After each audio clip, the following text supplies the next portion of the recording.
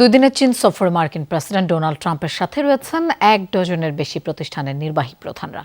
এর বাইরেও আছে বাণিজ্য প্রতিনিধিদের বিশাল বহর।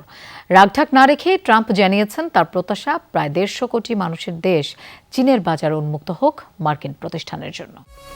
প্রতিদিন গোসলে সিরামের উজ্জ্বলতা মেরি সিরাম সোপ বার।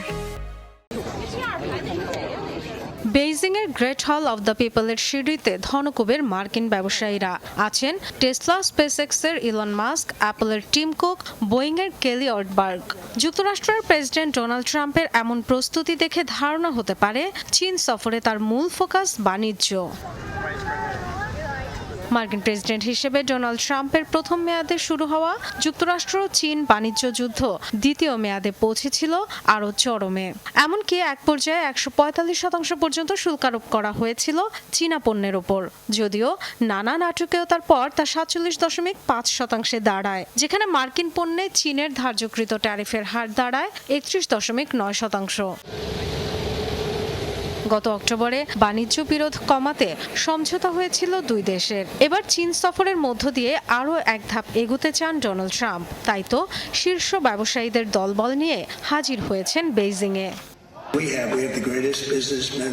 আমাদের আছে অসাধারণ সব ব্যবসায়ী এবং তারা শীর্ষ বিশ্বের মধ্যে সবার সেরা। তারা সবাই আমার সঙ্গে আছেন। তারা সবাই এসেছেন চীনের প্রতি শ্রদ্ধা জানাতে। তারা বাণিজ্যের জন্য মুখিয়ে আছেন। চীনের বিশাল বাজারে কৃষিপণ্য সহ মার্কিন প্রতিষ্ঠান প্রবেশের সুযোগ চান ট্রাম্প। বিনিময়ে চীনের স্বার্থ ট্যারিফ কমানো। এছাড়াও যুক্তরাষ্ট্রের বাজারে এনভিডিয়ার চিপ প্রবেশ আর বোয়িং এয়ারক্রাফট ক্রয়ে সুবিধা চাইতে পারে বেইজিং। সবচেয়ে বড় রফতানিকারক দেশ চীন দেশের বাইরে $৩.৫৯ ট্রিলিয়ন পণ্য বিক্রি করে প্রতি বছর। দ্বিতীয় অবস্থানে থাকা যুক্তরাষ্ট্র রফতানি করে $১.৯ ট্রিলিয়ন পণ্য। Dorothy Dustin, Jamuna news.